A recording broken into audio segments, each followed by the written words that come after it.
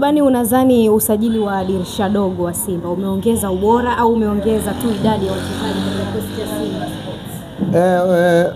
Usajili wa dirisha dogo kwa upande wetu umeongeza ubora. Tumeona mechi tulizocheza na sana leo tumecheza mechi yetu ya 16 dhidi ya Azam, lakini tumeona wachezaji ambao walokuja kuingia kwenye dirisha dogo, kuna mabadiliko, wameleta mabadiliko. Kwa hiyo hata mwana Simba anapata furaha anavyoona maingizo ya wachezaji walioingizwa kwenye dirisha dogo yamebadilisha kikosi chetu. Kwa kusema kweli tunafarijika wana Simba, matokeo ya uwanjani tunayaona kwa sababu wachezaji walioingia wamekuja kubadilisha timu yetu. Pengine falsafa ya wachezaji wa kigeni wamekuja kuendana haraka na falsafa ya mwalimu Steve Becker. Wachezaji wakishakuwa bora hata ukiwaweka kwa muda mfupi nadhani wanaenda kukopi na wale wa zamani. Kwa hiyo wachezaji waliosajiliwa kwenye dirisha dogo ni bora, na ndio maana unakuta wamekopi mapema sana na wachezaji wenzao. Mpaka leo Simba tunaonekana wachezaji wetu waliokuwa nao dirisha dogo, lakini wanaonekana kama wamesajiliwa toka dirisha kubwa. Kwa hiyo mimi nipongeze kamati ya usajili kwa kufanya sajili zenye jicho la kuona na kuleta wachezaji ambao wana uwezo mkubwa wa kutufanisha sisi tuweze kupata matokeo kila mechi yetu. Mechi yetu leo ya 16 nadhani tumeona mabadiliko makubwa na timu yetu imecheza vizuri. Na ukiangalia usajili wa dirisha kubwa, ukiachana na usajili wa dirisha kubwa, wakati mechi zinaanza kuchezwa kati ya Simba kulikuwa kunaonekana kama hakukuwa na haja ya kusajili kwa upande wa Simba, lakini kadri mechi zilivyokuwa zikisogea ama kadri Simba ilivyokuwa ikishiriki hata michuano ya kimataifa ya CAF, unaona pengo gani ambalo lilikuwa linaonekana kipindi cha nyuma kabla ya usajili wa dirisha dogo, na sasa hivi unaona ni kama hilo pengo limezibwa sasa hivi? Mchezo wa mpira ni mchezo wa wazi, na mara nyingi unapocheza mechi na ndo unagundua makosa. Kwa hiyo nadhani baada ya kucheza mechi za kimataifa na mechi baadhi za ligi kuna mapungufu yalionekana na dirisha likafunguliwa kwa kuingiza wachezaji wengine kwenye dirisha dogo, na ndio maana viongozi pamoja na benchi la ufundi likaona kuna makosa ambayo yalikuwepo. Tulikuwa tunaona hata ushambuliaji wetu tunatengeneza nafasi nyingi, lakini kuscore magoli kuna kwa shida. Lakini tulikuwa tunaona hata viungo wetu time walikuwa wengine bado hawajakuwa vizuri, wanafanya makosa mengi, mwisho wa siku tunakuja kupoteza mchezo. Kwa hiyo baada ya kuona vile nadhani wakarekebisha, lakini hata hivyo magoli kipa wetu walipata injury Kamala pamoja na Yakub Sulemani, lakini waliliona hilo wakaenda kusajili golikipa kama vile Kasali, tunamuona kazi yake anaifanya. Kwa hiyo mpira ni mchezo wa wazi, yani mechi inapochezwa na ndio unaona makosa. Kwa hiyo tumeona makosa yetu, tumerekebisha, ndio haya matunda unaona sasa hivi. Kila alosajiliwa kwenye timu yetu hamna ambaye anakaa benchi na wala hamna anayechekesha, wote tulioingiza kwenye dirisha dogo wanafanya vizuri, na tuambie viongozi wetu wamefanya jambo zuri na tuwapongeze kwa hilo. Wawe na jicho la kuona kwenye dirisha kubwa, then wazidi kuongeza nguvu, kwa sababu nia yetu kushiriki tena klabu bingwa Afrika. Twende tukafanye yale tunayoyafanya. Hatuwezi kufanya mambo makubwa tukiwa tuna timu ambayo ina wachezaji dhaifu. Kwa hiyo lazima waongeze nguvu kwenye dirisha kubwa, na uhakika nafasi zilizoachwa na wakina Jonathan Soa na wachezaji ambao labda mwalimu hata wapendekeza kuendelea nao, wataleta wachezaji waliokuwa bora na Simba tutakuwa happy. Unatamani kuona Soa akiachana na Simba? Soa wakati wake ushapita kwenye Simba. Binafsi yangu ni mchezaji ambaye tulimpokea kwa shangwe na tulimpenda kutokana na mchezaji ambaye kwenye ligi yetu alivyoingia tu mechi 13 kafunga goli 13, tukajua atakuja kutuofa, lakini kitu alichokifanya sio ambacho sisi wana Simba tulikitarajia. Simba tunaheshimu sana mtu akiwa na discipline. Kama una discipline kwetu hatushikani mabega wala kubembelezana kama watu wengine. Leo golikipa kaonesha mdole wa katikati kwa mashabiki, lakini watu wameenda kumchangia hela. Sisi bwana, ukiwa una discipline kwetu lazima utoke nje ya mstari. Kwa hiyo Jonathan Soa discipline yake imemwazibu, na mimi sioni nafasi ya Jonathan Soa kwenye dirisha kubwa. Nadhani mzee Magoli Mwamba na mwalimu wetu Steven Back washaona kwamba nafasi ya Jonathan Soa mtu gani ataenda kulikava.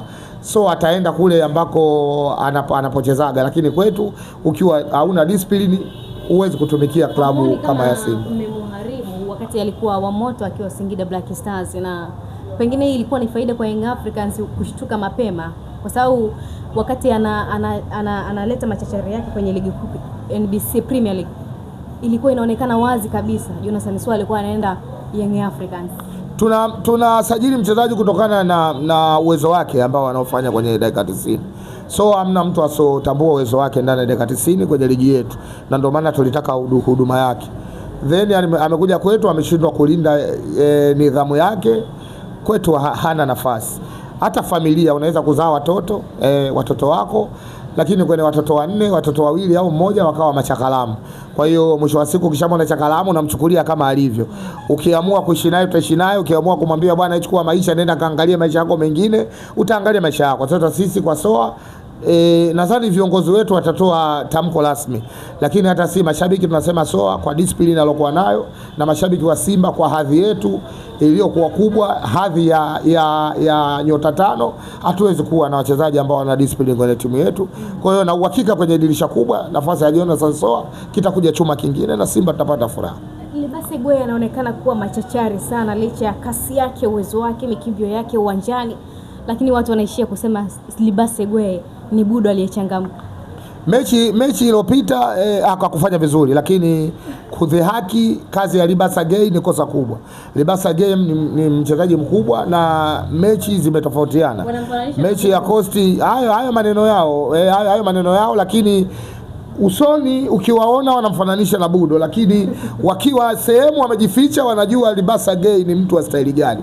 Kwa hiyo kazi ya Libase Gwe tutaiona Chamazi Complex na kila mtu nadhani ataenda kushangilia. Yule anayetakia mema klabu ya Simba anashangilia hadharani, yule mnafiki ataenda kumshangilia akiwa chooni labda anajisaidia. Urejeo sasa wa kiungo Clatous Chota Chama ndani ya Simba pengine unazidi kuongeza ubunifu wa kiasi gani kwenye safu ya kiungo?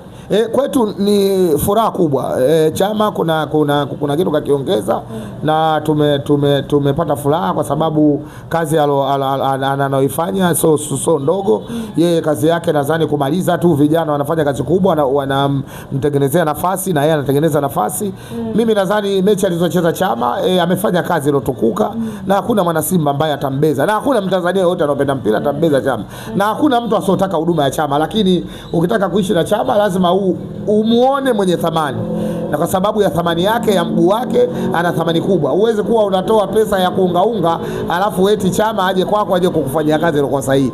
Kwetu anafanya kazi kwa sababu tunajua thamani yake na sisi tunamtimizia kile anachokihitaji.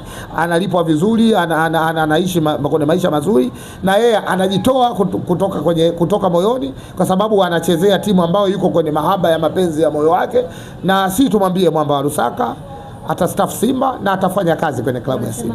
Umri umeenda lakini mwamba anautaka mchezo mpira. Kuna watu wanacheza wana zaidi ya miaka 40 na Ulaya na mpaka leo wanacheza. Lakini nategemea kujitunza. Umejitunzaje? Kama hujatunza mazoezi yako na kiwango chako basi hauwezi kuwa bora. Leo mwamba kweli kuna sehemu kapungua kidogo labda katika mikimbio, lakini akichukua mpira anakuwa mtu hatari sana. Na hatari zake nadhani kila mtu anaona zimesababisha madhara kwenye timu pinzani. Sasa kama unataka mchezaji anaokimbia kama vile Okelo, alafu faida hana, hiyo shauri yako. Sisi hamna. Sasa siku na mechi ya mjomba na shangazi. Kwenye mechi ya mjomba na shangazi, kipindi cha kwanza ni watu wameingia vyumbani, mabosi wameenda kushuka chini tena, watu wamenongonezana, baadaye mtu kafungua kwa sababu mechi imemalizwa kipindi cha kwanza. Watu wameenda kuponda kipindi cha kwanza kilivyomalizika, paka kuna mtu mmoja katumia message, hivi huyo Okelo yupo hayupo uwanjani? Watu wakajua hayupo, katoka, kumbe Okelo yupo. Lakini baada ya baba kushuka chini na kanzu lake, mjomba jamaa tia maji Ahmad na Okelo, itakuwa aibu. Goli lenyewe kafunga yuko peke yake. Umepigwa cross kapiga kichwa yuko mwenyewe. Yanga wana jema hata moja Shabani. Nani? Yanga. Wanayo goli la Pacome zuri la 3. Kaenda kapigiwa pasi safi, kaenda na hata muda ameenda kukaa sehemu yenye square safi, amepiga goli zuri. Mimi mpira ni mchezo wa wazi tu.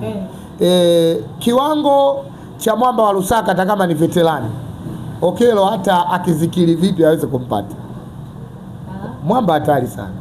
Kijana atawaka. Mwamba hatari, na leo utaona kwenye nyasi bandia pale Chamazi. Na ukizungumzia kwenye eneo la golikipa, Kasali amekuwa akigharimu timu kwenye nyakati ambazo timu inahitaji alama ama kuondoka na ushindi. Tumzungumzie Djibril Kasali golini. Kasali golikipa mzuri na mimi sijaona kosa kwa sababu ni golikipa ambaye ana save nyingi anazifanya. Pale mechi ikichezwa Kasali akifanya kosa lazima mshabiki uteteleke, na magolikipa wote duniani wanafanya makosa, kwa sababu hata mpira asili yake ni mchezo wa makosa. Ukosee ili mwenzio akuadhibu. Kama ingekuwa hamna makosa, magoli hakuna. Kwa hiyo mimi nadhani hata Kasali anafanya makosa, lakini magolikipa wengine wanafanya makosa. Kuna magolikipa wakubwa kabisa Ulaya wanafanya makosa, lakini Kasali kufanya kosa inaonekana yeye ndo kafanya kosa kubwa. Ila mimi nikiseme tu golikipa mzuri, nafasi ya Pinpin Kamara anaenda kuilikava vizuri, dirisha kubwa likifika viongozi wataangalia. Maana hao wote hatari kati ya Kasali au Pinpin Kamara, yoyote atakayebaki kwangu right, kwa sababu magolikipa wote ni wazuri. Unadhani ni mchezaji gani ambaye wa kigeni aliyesajiliwa na Simba ambaye unaona ni kama bado hajazoea pressure ya NBC Premier League hivi? Katika wale hakuna wote wale bora, wachezaji wote bora, wote bora, sababu tumeona viwango vyao na tumeona uwezo wao, na wamekopi wamekopi mapema sana ligi yetu pamoja na mfumo wa timu yetu. Leo mchezaji gani tumeona Ismail Tule anacheza na Rushan Deroke kama yuko pale miaka 2 au 3, na Neo Maema so ameanza. Neo Maema namba Simba anayo, lakini inategemea na kipindi gani mwalimu anamhitaji amtumie. Ujue si wa Tanzania kuna wachezaji ambao hatujui mazingira yao na manzali yao ya mpira. Neo Maema hajajifunzishia mpira kwa sababu alimuona Mlishongasa anacheza au alimuona Steven Mapunda anacheza. Neo Maema ni typically mchezaji ambaye ametoka kwenye vyuo vya mpira South Africa, yani tokea akiwa mdogo. Kwa hiyo anajua thamani ya mpira. Ndio maana hata dakika anazocheza kwa sisi wa Tanzania tunamwona Neo Maema achezi, lakini akifunga goli ndio watu wamemsifia. Ila mimi Neo Maema mechi zake zote nimemheshimu kwa anavyofanya. Neo Maema acheze kama wachezaji wetu wakina Okelo, kwamba akimbie mara nyingi umuone, hapana. Neo Maema ndio mchezaji ambaye anapiga pasi za hatari kuliko mchezaji wote kwenye ligi hii. Lakini kuna watu hivyo vitu havioni. Sasa mimi ujue napenda football, naangalia Neo anachokifanya. Angalia Neo Maema akichukua mpira, anapokuwa kwenye macho yake na tahadhari ya mguu wake kuhusu timu yake na timu pinzani. Hapo angalia mipira anayoipiga Maema, na utagundua kwamba Neo Maema bado ana miaka mingine 5 ya kucheza. Ndio maana hata leo Kaizer kama so Orlando wanamhitaji Neo Maema. Lakini timu za Tanzania zinambeza Maema. Maema mchezaji mkubwa jamani, hajafundishwa mpira kwa sababu kamuona mjomba wake anapenda timu. Leo kakulia kwenye viunga vya mpira South Africa tokea akiwa mdogo. Kwa hiyo Maema anajua thamani ya mpira. Kwa hiyo mimi kwa upande wangu namheshimu Neo Maema. Maema anajua mpira na ni mtu ambaye nisingependa hata kwenye dirisha kubwa atoke kwenye klabu yetu. Nashukuru sana.